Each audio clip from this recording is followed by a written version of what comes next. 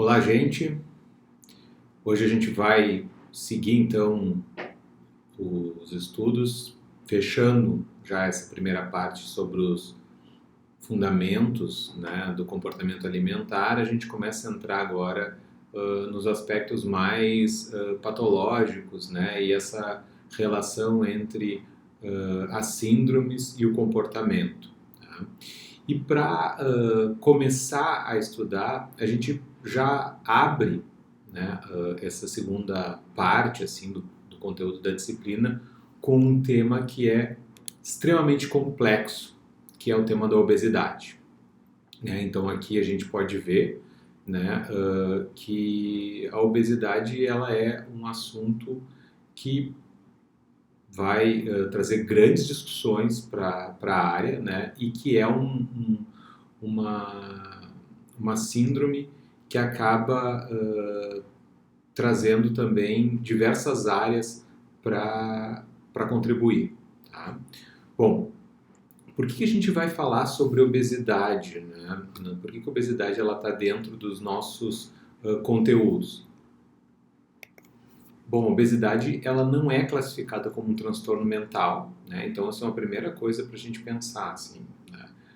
É uma síndrome metabólica, né? Então é um problema de metabolismo. Né? Depois a gente vai discutir um pouco esses conceitos, eles vão evoluindo com o passar dos anos, né? Com o avanço da ciência, das pesquisas, mas então não pode ser considerado um transtorno mental, embora existam comportamentos, né? Sentimentos e cognições associadas ou muito presentes num quadro de obesidade. Então, vale a pena a gente estudar um pouco sobre esse viés mais psicológico, né? Porque quando a gente for trabalhar com esses indivíduos e eles estão cada vez mais presentes, né? A gente vai poder tentar entender um pouco mais e ver de que forma a psicologia, né, a psicologia que estuda o comportamento pode nos ajudar nessas intervenções ou até no entendimento dessas situações, né, desse problema. Então a gente sabe que a gente vê a obesidade cada vez mais como um problema de saúde pública, né, como um grave problema de saúde pública. E tem várias teorias que dão conta assim, para tentar explicar por que isso aconteceu. Então, se a gente parar para pensar, né, e fizer um resgate, assim, não precisa ir muito longe, talvez uns 50 anos para trás, nem tanto, uns 30, 40 anos para trás, a gente fosse observar, né, a quantidade de pessoas com sobrepeso, com obesidade, não era muito significativo. Né? Isso nos últimos anos ganhou uma proporção bastante grande. Mas se a gente voltar mais na história, né, a gente vai entender que alguma das teorias que vão explicar a obesidade, ela vai falar muito sobre a questão da industrialização, né, o período de industrialização, a urbanização das últimas décadas, né, que fizeram essa contribuição assim, para as pessoas cada vez mais estando confinadas, né, e tendo acesso mais facilmente a alimentos de baixa qualidade. Isso, de certa forma, acaba contribuindo para o ganho de peso, né, e para o desenvolvimento dessa síndrome. E um dado aqui, né, que nos Estados Unidos houve esse aumento da prevalência, né, desde a década de 70. Então, desde a década de 70 é observado assim um crescimento na obesidade. E hoje em dia a gente percebe que 2/3 da população já sofre com excesso de peso. Então, isso é um problema que tem causado grande preocupação. Paradoxalmente, né, pessoal, a gente vive cada vez mais, né, uma possibilidade de acesso à informação, né, de saber o que é correto, o que é incorreto, qual o alimento mais adequado para optar. Nunca se teve tanto acesso à atividade física, né, nunca isso esteve tão presente assim na mídia, nunca se consumiu tanto artigos esportivos, academias tem em todos os lugares, né, distribuídas, nunca se fez tanta atividade física. Por outro lado, isso não serve, parece não servir para essa diminuição dessa curva, né, do crescimento da obesidade. No Brasil, a gente tem um dado, né, de 2018, então, que é super atual, de uma pesquisa que é a Vigitel, que é feita por telefone, tá, conduzida pelo Ministério da Saúde, e que avalia a obesidade em termos mais objetivos, né? Então, pelo cálculo do índice de massa corporal, que 19,8% da população está obesa, ou seja, um quinto da população, vamos arredondar para 20, né, 20%, um quinto da população parece sofrer de obesidade. E mais da metade da população com sobrepeso, né? Então, aqui no Brasil inteiro, é claro que tem as particularidades dos regionalismos, né? Mas no Sul a gente tem uma taxa bem elevada, né, de sobrepeso, né? Isso é bem invisível, assim. E no mundo, né, tem um dado da Organização Mundial da Saúde, né, que foi extraído ali da ABESO, que é a Associação Brasileira de Estudos de Síndrome Metabólica e da Obesidade, né, que estima-se que em 2025 cerca de 2,3 bilhões de adultos com sobrepeso, né, terão sobrepeso, e 700 milhões de obesos, né? Então isso é uma coisa também bem interessante. Eu queria indicar aqui uma sugestão para vocês, que é esse site da ABESO, né, dessa associação, que ela tem um mapa da obesidade, e ali também, então assim, por região, por estado, vocês conseguem ter acesso para saber os dados. E ela também publica a pesquisa essa da Vigitel, então quem tiver interesse em estudar um pouco mais, ou de repente fazer um trabalho de pesquisa sobre isso, são dados oficiais, né, que mostra por capitais também, estratificado por gênero, né, que eu acho que é bem interessante, uma fonte assim, de pesquisa oficial bem segura. Tá? Então a obesidade é um fator de saúde pública, está crescendo no mundo. Nos Estados Unidos é algo assim, que é notável, né? E o Brasil se encaminha muito para isso. Bom, existe uma hipótese que é evolucionista, né? Que é uma hipótese para explicar o porquê da obesidade. Por que as pessoas acabam se tornando obesas, né? Ou com problemas de sobrepeso. Então, essa hipótese que eu escolhi, né? Porque tem um viés que me agrada, tá? Ela não é, como ela está colocada ali, ela é uma hipótese, ela não dá conta, né, de explicar tudo, mas é uma hipótese interessante para a gente pensar, pelo menos para refletir. Então, durante a evolução do ser humano, né, quando este vivia em um ambiente com quantidade limitada de alimentos, altamente nutritivos e períodos de escassez de alimentos, foi adaptativo um circuito de recompensa cerebral que fazia o indivíduo comer muitos alimentos de alta densidade nutricional.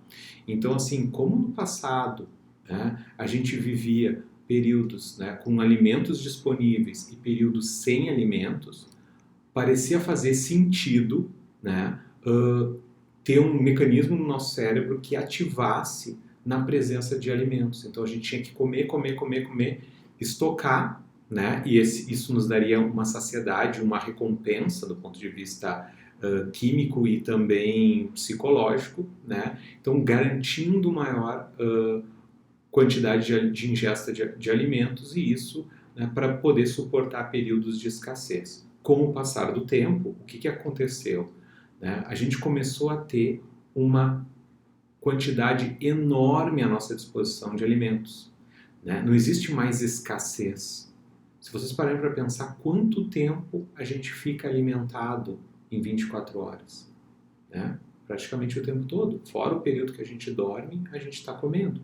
A gente está estudando, a gente está comendo, a gente faz lanches rápidos, a gente faz refeições, a gente fraciona a nossa ingesta ao longo do dia, né? Então, a gente pode comer 7, 8 vezes ao longo do dia.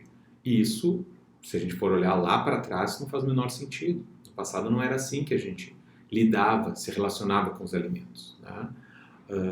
Mas isso é uma discussão que a gente pode ter no nosso momento, no nosso encontro presencial. Mas vocês já pararam para pensar o quanto está disponível o alimento? A gente vai numa farmácia e a gente consegue acessar alimentos, né, ou substâncias comestíveis, vamos dizer assim, né, tem em tudo que é lugar. E a gente passa comendo o tempo inteiro. Então lá atrás, né, os homens das cavernas, né, então só para fazer uma metáfora, né, a gente precisava, né, os nossos antepassados precisavam então caçar para poder se alimentar. Muitas vezes não tinha à disposição. As frutas eram as frutas silvestres, aquilo que era da época. Não existia agricultura, não existia plantação, não existia cultivo, né? Então os alimentos eles eram escassos. Então o nosso organismo ele foi adaptado para poder sobreviver a isso. Com a chegada da industrialização, né, a gente começou a ver, né, um maior acesso, uma maior produção em larga escala de alimentos, né? A indústria alimentícia começou a investir muito nisso, né? Tem autores que dizem que os países industrializados são, na verdade, ambientes obesogênicos, né? Porque são ambientes de engorda. As pessoas mais confinadas não precisam sair de casa para se alimentar, pode chamar, né? Agora a gente nem pode sair de casa, né? Mas podem chamar alimentos, né, por delivery, serviços de delivery e tudo mais, né? Os alimentos são hipercalóricos, né, cada vez mais industrializados, hiperpalatáveis, né? Então com um monte de hipercalóricos, cheio de carboidratos, ou com baixa gordura, ou com alta gordura, e a gente começa então a desenvolver uma certa também dependência, né, desse comportamento. A gente viu lá nas aulas anteriores que o alimento ele começa a ter um papel importante nas nossas relações, né, sociais, e mais do que isso, a ampla disponibilidade, né, faz com que a gente consuma cada vez mais, né, até gerar algumas dependências, né, de açúcar, né, de carboidratos refinados, né, e por aí vai. Então, a ampla disponibilidade de alimentos calóricos, né, e esse sistema antigo de recompensa, né, de funcionamento cerebral, pode anular os mecanismos fisiológicos inibitórios que se destinam a limitar a quantidade de alimento ingerido e consequente ganho do peso. Então, o que acontece? Alguns autores colocam que a obesidade nada mais é do que uma doença inflamatória, né? A síndrome chamada síndrome metabólica, né? Então as pessoas vão comendo, né? E começam a desregular todos esses mecanismos que inibem a nossa saciedade e tudo mais. E a gente vai se tornando cada vez mais dependente, né, dos alimentos, né? E é muito interessante a gente traçar esse paralelo de dependência, especialmente, né, relacionado mais aos carboidratos refinados, que certamente quando a gente pensa num dependente químico clássico, né, que tem lá o seu período de abstinência, né, quando ele está sem o uso da substância, ele começa a ter a fissura, uma vontade de usar, né, uma vontade grande de usar. E isso dispara nele uma série de sintomas assim, corporais, até que leva o indivíduo a ir e buscar a droga, né? Mas a gente também tem um mecanismo semelhante, né, que envolve esse sistema de recompensa com relação ao açúcar, né? Se vocês pararem para pensar, né, e o açúcar eu falo, né, de uma forma bem ampla, né, os doces de um modo geral, é algo que a gente acaba tornando, né, como um hábito, e daqui a pouco a gente reage muito como dependente químico. Algumas pessoas têm mais sensibilidade a isso, outras pessoas têm menos, é verdade. Mas eu já ouvi vários relatos, né, de pessoas próximas, enfim, de cometerem comportamentos muito semelhantes a um dependente químico, né? Então, assim, uma pessoa com problema de peso que sai de casa de noite atrás de uma barra de chocolate, vai comprar lá numa conveniência, porque precisa de um doce, precisa de um chocolate, né? Então, a gente estabelece essa relação, assim, de necessidade extrema, né, que é uma relação muito parecida. Tá, mas se eu não comer um doce, eu não vou ficar bem, né? Eu preciso. Então é uma coisa assim bem de um funcionamento dependente, tá? Bom, qual é o quadro clínico aqui, né? Certamente vocês vão estudar esse conteúdo em outras disciplinas, né? Então não vou me alongar muito a isso, nessa parte mais específica, né?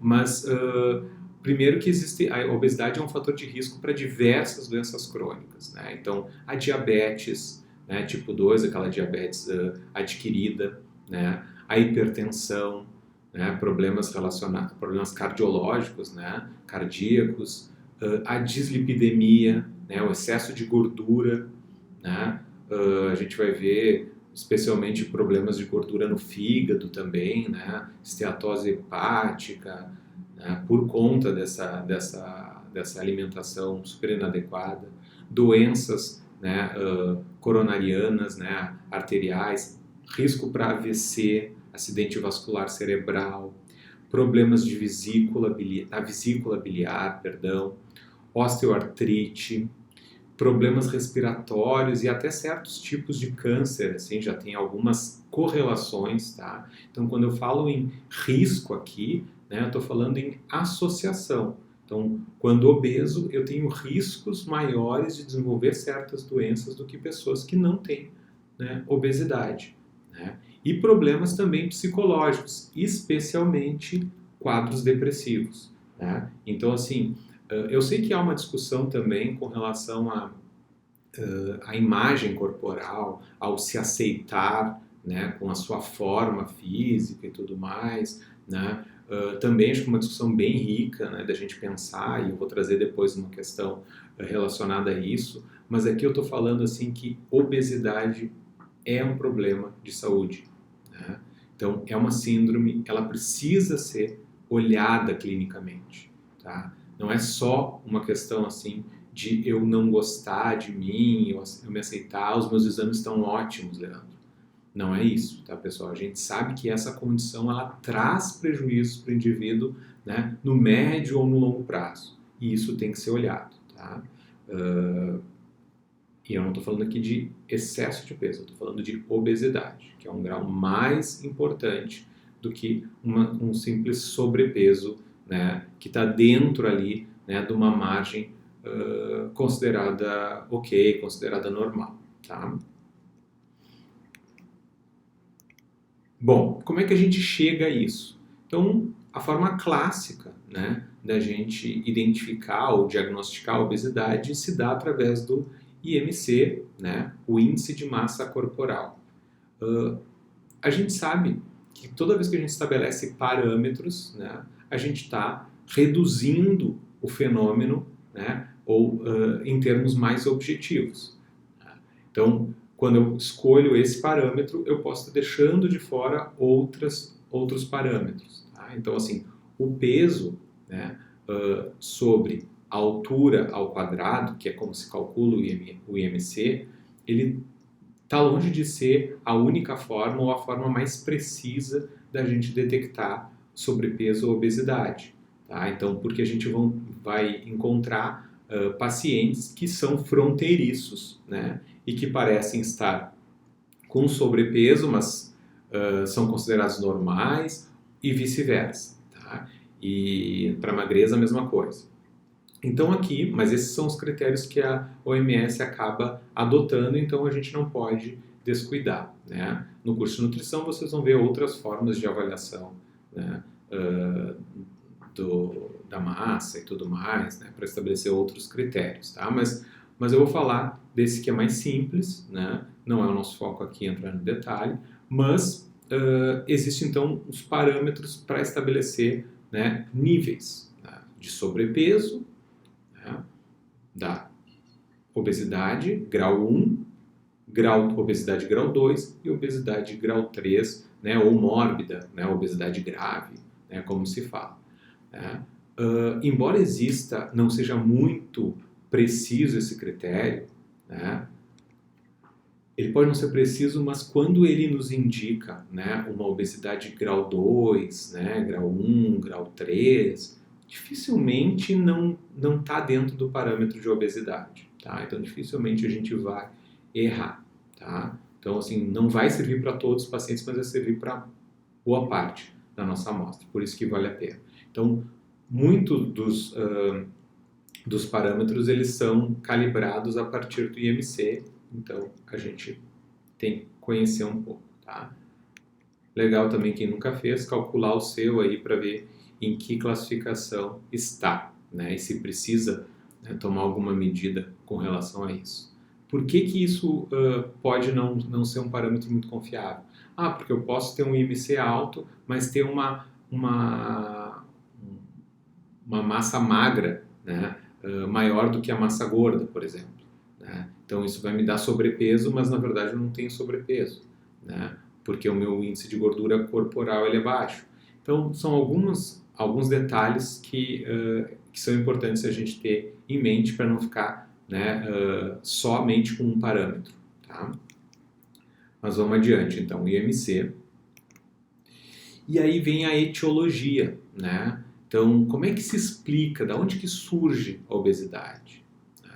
Então, evidentemente que existem fatores biológicos, né? Ou seja, predisposições genéticas biológicas, fatores psicológicos que contribuem, né? Às vezes situações de vida, experiências traumáticas, que podem fazer com que o indivíduo, a partir de uma situação, desenvolva, né, a obesidade. Existem fatores culturais, né? Então, assim, comportamentos, né, de uma cultura, né, sei lá, o consumo de doces ou consumo de junk food, fast food, pode contribuir, pular refeições ou fazer refeições desbalanceadas, né, equilibradas, enfim, pode contribuir para isso.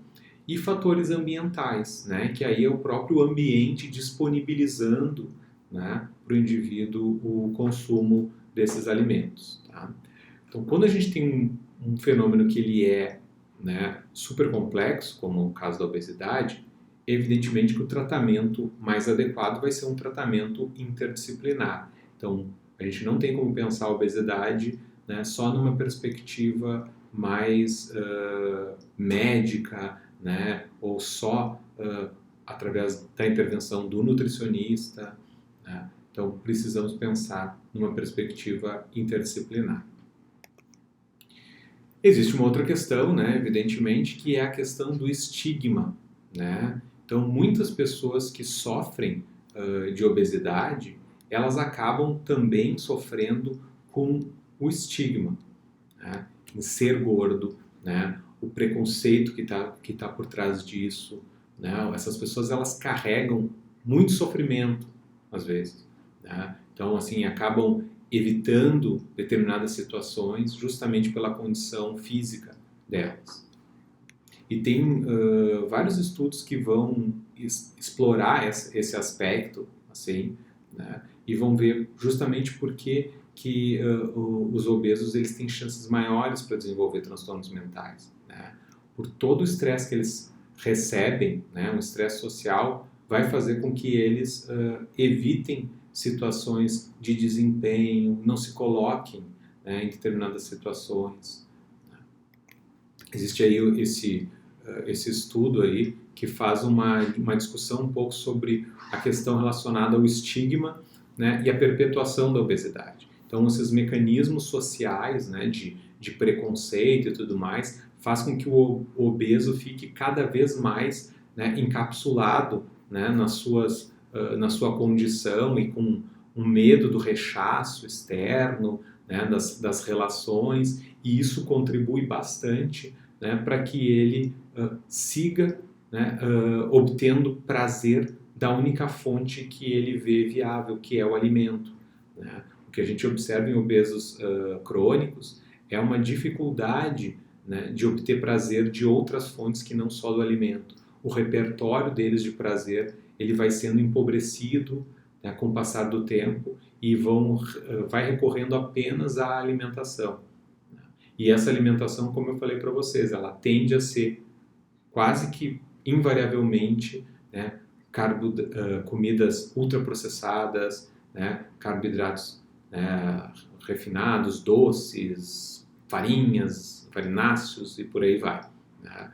E isso traz satisfação, porque tem um sistema de recompensa lá que dá essa satisfação, né? Mas por outro lado isso vai reforçando esse processo todo de dependência, tá?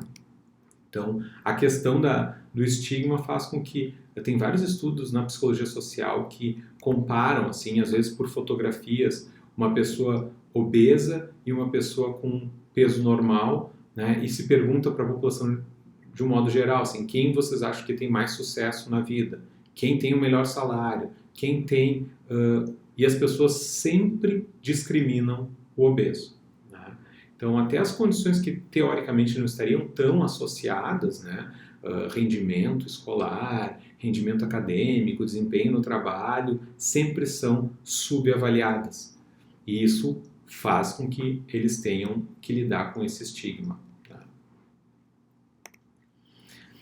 Aqui eu trago também para vocês um reality show, né? Nunca vi como tá na moda, né? Explorar esse conteúdo também, né, através da mídia. Então a gente vê vários reality shows e tal, como é que é, Quilos Mortais, né, os caras que fazem as cirurgias, os super obesos. E esse que eu mostrei ali, o Biggest Loser, né, esse reality show, para quem já teve oportunidade, prazer ou desprazer em assistir, na verdade eles finam lá um grupo de pessoas com peso, e é tipo uma competição de quem perde mais peso em menor tempo. E aí eles são acompanhados com dietas hiperrestritivas, hipocalóricas, com atividade física intensa, né, durante um período e tal, e se mede ali a perda de peso. Quem perde menos, quem perde mais é quem ganha o reality show. Né? Então foi feito um estudo a respeito desse reality show para ver de acompanhamento, depois que as pessoas perderam peso, como é que elas seguiram, né, na vida. Né? Como é que foram os meses seguintes. Né? Então, o que se imaginava? As pessoas aprenderam a comer corretamente, fizeram dieta, fizeram atividades físicas extenuantes durante um período, modificaram seu estilo de vida, né? Aprenderam uma série de ferramentas para lidar com isso. E como é que essas pessoas lidaram, né? Como é que ficou isso? E aí saiu um estudo, né, de acompanhamento durante 6 anos após a experiência do programa. Né? E o que se observou nesse estudo, né, que é um estudo super interessante para a gente parar para pensar, é que houve uma adaptação metabólica. O que aconteceu? Essas pessoas elas começaram a ingerir, sei lá, estavam acostumadas a comer não sei quantas mil quilocalorias por dia, elas passam por uma dieta de 800, 700 quilocalorias, emagrecem um monte, mas aí o organismo deles, né, desacelera. E aí passa a necessitar menos, né, de menos calorias para sobreviver. E essa adaptação metabólica, né, como é muito difícil da gente, né, consumir tão poucas quilocalorias por um período tão prolongado assim, né, essas pessoas, elas quase que 90%, 95% dessas pessoas voltaram a ter o peso que elas tiveram. Quase todos tiveram reganho de peso. E alguns tiveram mais, né, mais peso ainda do que elas iniciaram o programa. Né? Então percebam, é super delicado, super complicado. Né? Por isso que se fala muito, né, em pensar em estratégias de reeducação alimentar, em repensar essa relação do indivíduo com o alimento. O problema ele não é simples, né? Ele só tende a aumentar. Né? As pessoas estão comendo mal, as pessoas estão comendo bastante, né? Alimentos de baixíssima qualidade. E o que é pior, né? Quanto pior a qualidade do alimento, mais barato ele é. Né? Às vezes, todo mundo que já teve a chance de fazer alguma dieta ou reformular um pouco a sua alimentação já se deparou com isso, assim, que às vezes dá muito trabalho ou às vezes é caro. Né? Então, enquanto que a porcaria lá é baratinho. Então isso é muito difícil. A gente pensando num país como o nosso, né? O Brasil, que tem lá a população com bastante vulnerabilidade, carente, né? Para ter acesso a esses alimentos é bem difícil. Eu diria até que não é difícil, né? Porque se a gente for para o simples, não complica muito, né? Feira, né? Açougue resolve boa parte dos problemas. A grande questão é que por trás disso tem uma mídia, né? Uma indústria empurrando alimentos rápidos, fáceis, hiperpalatáveis, gostosos e que a gente acaba, né, sendo capturado por isso.